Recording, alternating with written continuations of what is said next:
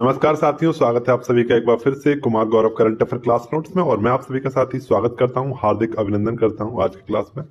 और मैं आज रिवाइज कराने वाला हूं आपको 16 अप्रैल 2026 का top most current affair class notes. जी हाँ साथियों, क्लास नोट्स काफी ज्यादा हेल्पफुल रहेगा आप सभी के लिए। अगर आप लगातार मेरे साथ जुड़े हुए हैं तो आपको देखने को मिल रहा होगा कि आपका जो स्कोर है वो जीएस में इंक्रीज भी हो रहा होगा, क्योंकि हम लगातार करंट अफेयर के साथ साथ स्टैटिक जीके की भी देखते हैं, इंपोर्टेंट फैक्ट भी देखते हैं। ठीक है, तो आपको याद रखना है काफी अच्छे तरीके से इन सारी चीजों को। बाकी जो भी साथी पहली बार आ रहे हो, पहली बार जुड़ रहे हैं इस चैनल से, वो चैनल को सब्सक्राइब कर लीजिए, बेल आइकन घंटी को दबा लीजिए, जिससे कि आपको भी लेटेस्ट अपडेट वीडियो नोटिफिकेशन मिलते रहें।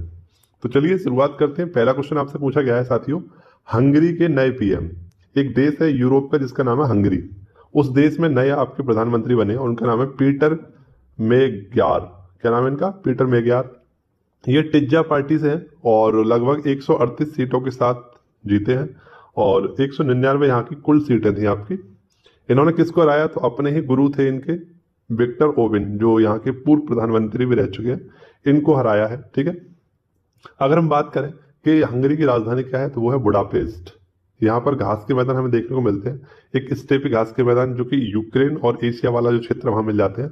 और यहाँ प्रॉपर रूप से जो हमें मिलते हैं वो कौन से? आपके पुस्ताज घास के मैदान मिलते हैं। नदी कौन सी यहाँ की? तो बहुत ही फेमस नदी यहाँ की डैन्यूब नदी, जिसकी राजधानी जो है बुडापेस्ट, वो इसी के किनारे बसी हुई है। ठीक है, डैन्यूब नदी किनारे। वहीं पर एक क्वेश्चन और याद रखना होगा, ऑस्ट्रेलिया में पहली बार सेना प्रमुख बनी है कोई महिला। तो पहली महिला सेना प्रमुख बनी है वो सुजान कोयल, यहाँ महिला और लिख लेना आप लोग, तो ये सुजान कोयल बनी है। और ऑस्ट्रिया के जो चांसलर हैं भारत आए हुए हैं अभी, इनका नाम है क्रिस्टियन स्टॉर्क, ये भारत की यात्रा पर आए हुए हैं। अच्छा, यहाँ पर कुछ प्रधानमंत्री के नाम लिखे हुए हैं। जैसे मैं आपसे पूछूं इटली के प्रधानमंत्री कौन है, तो वो है आपकी जॉर्जिया मेलोनी, ये यहाँ की पहली महिला प्रधानमंत्री है, लिखना भूल गया हूँ। जापान की भी पहली महिला प्रधानमंत्री बनी थी अभी हाल ही में, साने तकाइची। और नेपाल के हमारे नए प्रधानमंत्री बने कौन? तो वालेंद्र शाह, एक पॉप सिंगर है और आप सभी लोगों ने इनकी पॉपुलैरिटी देख ही ली होगी कितनी ज्यादा है। अगला क्वेश्चन मोस्ट इंपोर्टेंट क्वेश्चन रहेगा, इसके कुछ महत्वपूर्ण से फैक्ट आपको याद रखने हैं। पूछा गया है एशिया का सबसे लंबे एलिवेटेड जो वन्यजीव कॉरिडोर का उद्घाटन किया गया है वो कहाँ किया गया? तो आप सभी को पता होगा अभी हाल ही में प्रधानमंत्री मोदी जी के द्वारा दिल्ली देहरादून एक्सप्रेसवे का क्या किया गया था? उद्घाटन किया गया था, जो कि आपका अक्षरधाम से शुरू होगा और देहरादून उत्तराखंड में जाके अंत होगा। तो इसका कुछ हिस्सा जो होगा हमारे यूपी में भी पड़ेगा। कहाँ पड़ेगा? यूपी से भी होकर निकलेगा। यूपी में कौन कौन से शहर? तो बागपत, शामली और सहारनपुर। कौन कौन से? बागपत, शामली और सहारनपुर, यहां से निकल के जाएगा। तो आपको याद रखना होगा, यहां से भी क्वेश्चन बन सकता है कि दिल्ली देहरादून एक्सप्रेस वे उत्तर प्रदेश के कितने जिलों से? 3 जिलों से, बागपत, शामली और सहारनपुर। शामली आप सब लोग जानते होंगे दिल्ली एनसीआर में पड़ता है, और दिल्ली एनसीआर का ये 8वां जो हमारा है जिला वो यही है, सबसे अंतिम जिला यही बना था शामली। इसके बारे में थोड़ा याद रखेंगे। ठीक है, अच्छा इसके बाद आप सभी को बताएगा सहारनपुर, ये 3 राज्यों से सीमा लगाता है, इसके बारे में थोड़ा सा क्वेश्चन याद रखेंगे। ये उत्तर प्रदेश का स्पेशल फैक्ट है कि 3 राज्यों से किसकी सीमा लगती है उत्तर प्रदेश के किस जिले की? तो वो लगती है सहारनपुर की। ठीक है, और यमुना नदी जो है वो भारत में कहाँ से प्रवेश करती है? सॉरी, उत्तर प्रदेश में कहाँ से प्रवेश करती है यमुना नदी? तो सहारनपुर से ही करती है, ये भी पॉइंट आपको याद रखना होगा। अच्छा, हम अपने पॉइंट पर आते हैं लौटकर। तो ये अक्षरधाम यूपी और उत्तराखंड से होता हुआ आपका देहरादून पहुंचेगा। ठीक है, और याद रखना है इसकी जो लंबाई है वो कितनी है? 213 किलोमीटर रहेगी। समय यहाँ पर लगभग 2.5 घंटे का समय लगेगा। पहले यहाँ पर जो था 6 घंटे का समय लगता था दिल्ली से देहरादून जाने के लिए, अब केवल 2.5 घंटे में आप लोग पहुंच जाओगे। इसको बनाने के लिए कितना खर्चा हुआ है? तो लगभग 12,000 करोड़ रुपए का इसमें खर्चा हुआ था, आप सभी को पता होना चाहिए। 12,000 करोड़ की ये परियोजना थी आपकी। तो अब मान लीजिए ये रोड जा रहा है आपका, इस प्रकार से रोड जा रहा है ना, और यहाँ मान लीजिए एक नेशनल पार्क पड़ जाता है इतने बीच में, वो है आपका राजाजी नेशनल पार्क। तो वो राजाजी नेशनल पार्क में आपका एक एलिवेटेड वन्यजीव अभ्यारण्य बनाया गया है, जो क्या करेगा? वन्यजीवों की सुरक्षा और उनके आवागमन को क्या करेगा? सुरक्षित करेगा। ठीक है, तो ये लगभग 12 किलोमीटर का आपका एलिवेटेड कॉरिडोर है, और इसी में लगभग 370 मीटर की आपकी एक सुरंग भी बनाई गई है। ठीक है, तो उसको पॉइंट में आप लोग याद रखेंगे अच्छे से। ये काफी हेल्पफुल क्वेश्चन रहेगा। यहाँ से 2 क्वेश्चन बनेंगे, एक तो ये वाला क्वेश्चन बन सकता है और एक आपका ये भी क्वेश्चन बन सकता है। तो दोनों क्वेश्चन को अच्छे से आप लोग याद रखना। नेक्स्ट, ये अच्छा क्वेश्चन हम सवारे जो भी बिहार के साथी हैं उन सभी के लिए काफी ज्यादा। पहले बीजेपी सीएम के तौर पर किसने शपथ ली? तो बीजेपी के तौर पर यानी कि बीजेपी की पहली बार जो मुख्यमंत्री बने हैं बिहार में वो बने हैं कौन? सम्राट चौधरी। कौन बने? सम्राट चौधरी। और यहीं पर आपके दो नए उप मुख्यमंत्री भी बने हैं, वो हैं आपका, एक है विजय कुमार और एक है विजेंद्र कुमार। ठीक है, तो इन दोनों के नाम के याद रखेंगे आप लोग। 15 अप्रैल को इन्होंने अपने पद की शपथ ली थी, जो कि आपके यहाँ के सम्राट चौधरी जो नए मुख्यमंत्री बने हैं, ये लोक भवन में आपके इन्होंने, जो बिहार में है, यहाँ पर शपथ ली थी। और अभी हाल ही में आप सभी को पता होगा द्रौपदी मुर्मू ने 7 राज्यों के जो आपके राज्यपाल थे उनको चेंज किया था। उन्हीं में से एक थे हमारे बिहार के राज्यपाल सैयद अता हसनैन। इन्होंने क्या किया है? सम्राट चौधरी को शपथ दिलाई है। ये जो मुख्यमंत्री बने हैं ये 20वें क्रम के बने हैं। ठीक है, अब बिहार की अगर हम बात करें तो बिहार, ये पहले सीएम यहाँ के कौन थे? तो श्री कृष्ण सिंह थे आपके, जिन्हें बिहार केसरी के नाम से भी जाना जाता है। और आप सभी को पता होगा बिहार की स्थापना कब हुई थी? तो 22 मार्च 1912 को बिहार की स्थापना हुई थी। और बिहार की राजधानी क्या है? तो वर्तमान में इसकी नाम है पटना। पहले इसका पूरा नाम पाटलिपुत्र था, कुसुमपुरा था, काफी सारे इसके नाम थे, तो आपको ये भी याद रखना होगा। और तीसरी जो बौद्ध संगति हुई थी वो भी हमारी यही पाटलिपुत्र पटना में ही हुई थी। ठीक है, नेक्स्ट आपसे पूछे यहाँ की लोकसभा सीटें कितनी है? 40 है। राज्यसभा सीटें यहाँ की 16 है। विधानसभा सीटें 243 है। और विधान परिषद सीटें कितनी यहाँ की? तो वो है 75। क्योंकि जो बिहार जो है वो द्विसदनीय आपका एक राज्य है, यहाँ पर विधानसभा भी है, विधान परिषद भी है आपकी। ठीक है, 6 राज्य हैं, जैसे कि मैंने आपको बताया, उत्तर प्रदेश, बिहार, महाराष्ट्र, कर्नाटक, आंध्र प्रदेश और तेलंगाना, ये विधान परिषद वाले राज्य हैं 6। आप सभी को पता होगा, ये भी आपको क्वेश्चन पता होगा कि सबसे ज्यादा घनत्व में देखने को कहाँ मिलता है? तो बिहार में ही देखने को मिलता है, राज्यों में 1006 यहाँ का घनत्व है। साक्षरता की बात करें तो सबसे कम साक्षरता वाला दर वाला राज्य हमारा बिहार, लगभग 61.8% है, सबसे कम। क्षेत्रफल इसका कितना है? पूरे भारत का लगभग 2.8% है। और यहाँ पर जिलों की संख्या कितनी है? तो लगभग 38 यहाँ पर जिलों की संख्या है। ठीक है, वाल्मीकि टाइगर रिजर्व और वाल्मीकि नेशनल पार्क आपको देखने को कहाँ मिलेगा? बिहार में देखने को मिलेगा। ठीक है, ये भी आपको पॉइंट याद रखना होगा। अगला क्वेश्चन आपसे पूछेगा, दुनिया का अग्रणी क्रिकेटर किसे नामित किया गया? तो एक पत्रिका है जिसका नाम है विजडेन, 2025 की पत्रिका है। और इसने अभी हाल ही में अपना नया संस्करण जारी किया था और उसमें बताया है कि दुनिया का सबसे अग्रणी क्रिकेटर जो है वो है मिशेल स्टार्क। ये ऑस्ट्रेलिया की खिलाड़ी है मिशेल स्टार्क। ठीक है, ये आपके अग्रणी क्रिकेटर नामित किए गए हैं। और फीमेल में हमारी भारत की है दीप्ति शर्मा। ठीक है, वहीं पर आपसे पूछे, इसी के तहत एक ट्रॉफी दी जाती है, विजडन ट्रॉफी, जो अच्छा प्रदर्शन करते हैं उनको दिया जाता है। और ये दिया गया किसको? शुभमन गिल को। वहीं पर अग्रणी T20 प्लेयर किसको नामित किया गया है? तो वे हैं आपके अभिषेक शर्मा। ठीक है, ये भी क्वेश्चन अच्छा है आप सभी की परीक्षा की दृष्टि से। वित्त वर्ष 2025-26 में भारत में पेटेंट आवेदन करने में शीर्ष राज्य कौन सा है? तो वाणिज्य उद्योग मंत्री जो कि हमारे हैं पीयूष गोयल, उन्होंने घोषणा की है कि भारत में इस बार लगभग आपका 1.44 लाख आपके क्या हुए हैं? पेटेंट के आवेदन हुए हैं। और लगभग इसमें 13% की आपकी वृद्धि हुई है। तो सर्वाधिक पेटेंट जो आपके दिए हैं वो किसने दिए? आपके तमिलनाडु ने दिए। किसने दिए? तमिलनाडु ने। अच्छा, विश्व में अगर हम बात करें पेटेंट देने में भारत का स्थान कितना है? तो वो है आपका कितना? 6ठा स्थान है। ठीक, पेटेंट एक्ट भारत में कब आया था? तो 1970 में आया था। और पेटेंट 20 वर्षों के लिए दिया जाता है, आप सभी को पता होगा। ठीक है, तो ये भी आपको याद रखना है, पेटेंट एक्ट जरूर याद रखना, पेपर में बन सकता है आपका।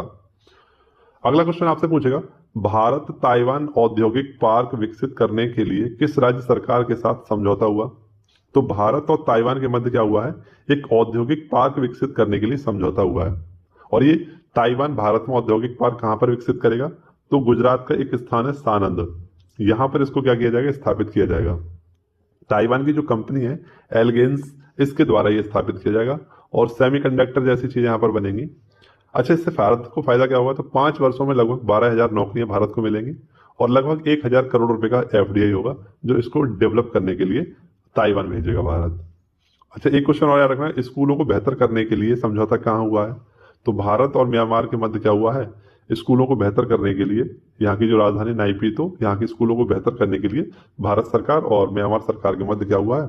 आपका समझौता हुआ है। नेक्स्ट आपसे पूछेगा, उत्कर्ष 2029 रणनीति जारी करता। तो उत्कर्ष 2029 रणनीति जारी की है वो आपकी किसने की है? आरबीआई ने किया।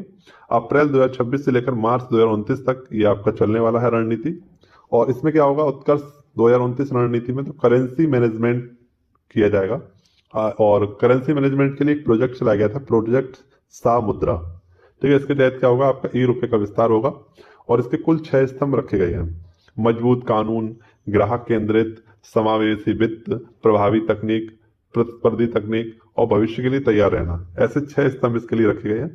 तो डायरेक्टली आप लोग याद रखना, उत्कर्ष 2029 का संबंध किससे है? तो आरबीआई से है। अगर हम बात करें आरबीआई के लिए एक्ट कब आया था, तो 1934 में आरबीआई के लिए एक्ट आया था।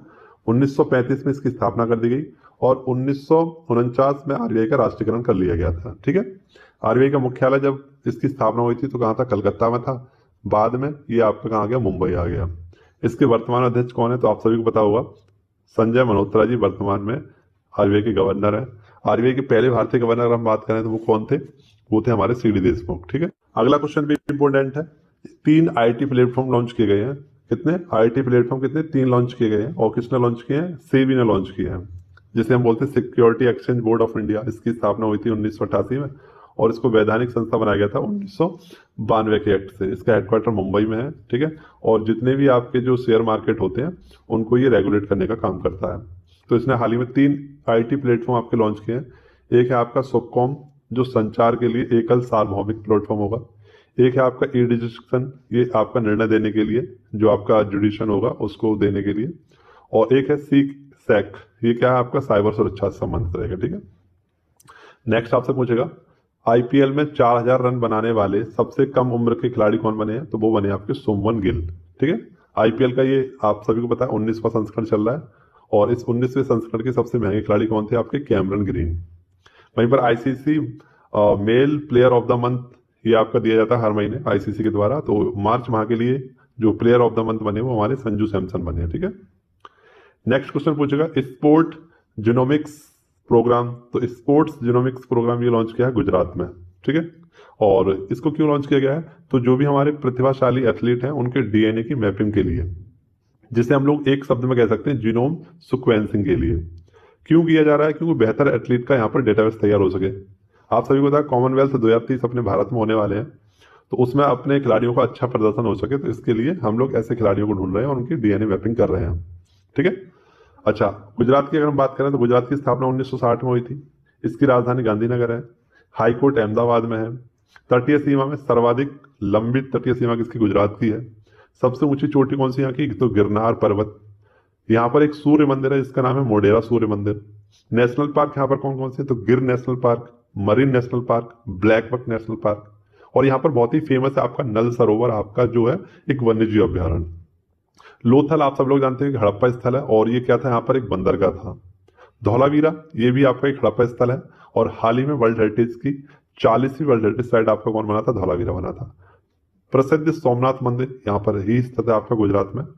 और भी बहुत सारी बातें हैं, जैसे कांडला बंदरगाह, जिसका नया नाम है दीनदयाल बंदरगाह, ये यहाँ पर है आपका। इसके साथ सरदार वल्लभ भाई पटेल की सबसे ऊंची प्रतिमा वो भी आपको देखने को कहाँ मिलेगी? गुजरात में देखने को मिलेगी। ताप्ती, नर्मदा, साबरमती जैसी नदियां भी आपको यहीं पर देखने को मिलेगी। तो ये सारे फैक्ट आपको याद रखने को गुजरात से। ठीक है। अब हम लोग देख लेते हैं ललन टॉपर। इसमें पूछा गया है 9 चीतों का आयात कहाँ किया गया? बोत्सवाना में। ऑपरेशन लॉयंस रॉर ये आपका इजराइल यूएसए ने ईरान पर आक्रमण करने के लिए चलाया था। खेलो इंडिया विंटर गेम्स में टॉप पर कौन रहा? आपका इंडियन आर्मी। 11वें रायसीना डायलॉग का मुख्य अतिथि कौन है? आपका फिनलैंड। और एआई ड्रिवन स्किल सेंसर सक्षम ये लॉन्च किसने किया? महाराष्ट्र में। 93 में हमारे ग्रैंड मास्टर कौन है? तो आरव डेंगला। और अभी हाल ही में 94 नंबर के भी बन गए हमारे मयंक चक्रवर्ती जी। नेक्स्ट आपसे पूछेगा, ब्लू वॉन्ड एलकेआर का संबंध किससे है? तो श्रीलंका से है। इंसान और जंगली संघर्ष से दूर होने के लिए प्रोजेक्ट हनुमान कहाँ लॉन्च किया गया आपका? तो ये आपका आंध्र प्रदेश में। महात्मा एक ग्रेट कम्युनिकेटर ये किसकी पुस्तक है? धीरज ककाड़िया की। Time women of the year 2026 में शामिल हुई कौन? सफीना हुसैन, ये आपके राजस्थान की हैं और इनको रेमन मैग्सेसे अवार्ड भी दिया गया था। ठीक है। नेक्स्ट, जनगणना 2027 का मैस्कॉट प्रगति महिला और विकास आपके पुरुष हैं। वहीं पर आपसे पूछे जनगणना 2027 का आपका जो ब्रांड एम्बेसडर है वो कौन है? आपके सुदर्शन पटनायक जी, जो सैंड आर्टिस्ट हैं आपके, बहुत ही फेमस। दुनिया के सबसे बड़े एसिटिक गीजर इसी निच में विस्फोट कहाँ हुआ? आपका यूएसए में। MS V trophy, Martin trophy पुरस्कार किसको दिया? डॉक्टर कृति को। दिल्ली के नए उपराज्यपाल कौन बने? तो तरनजीत सिंह। पहले बीना कुमार जी थे, अब तरनजीत सिंह बन गए। आईसीसी मेंस T20 2026 का विजेता कौन है? भारत और न्यूजीलैंड के मध्य हुआ था। भारत इसका विजेता बन गया, न्यूजीलैंड इसको हार गया। ईरान का नया सुप्रीम लीडर कौन बना? मुस्तफा खोमनोई। लामित अभ्यास भारत और सेशल्स के मध्य। Say no to proxy sarpanch campaign ये कहाँ किसने चलाया? पंचायती राज मंत्रालय ने। पहली रिंग मेट्रो का उद्घाटन कहाँ हुआ? नई दिल्ली में। नेपाल के सबसे युवा प्रधानमंत्री कौन बने? Valendra Shah. High speed internet के लिए प्रोजेक्ट गंगा किसने चलाया? यूपी में।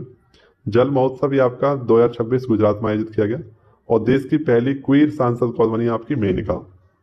तो ये हमारे लर्न टॉप प्रश्न थे। आई होप आप सभी को क्लास अच्छी लगी। क्लास कैसी लगी कमेंट बॉक्स में जरूर बताइएगा। मिलते हैं आप सभी से नेक्स्ट वीडियो में। तब तक के लिए खुश रहिए, मस्त रहिए, व्यस्त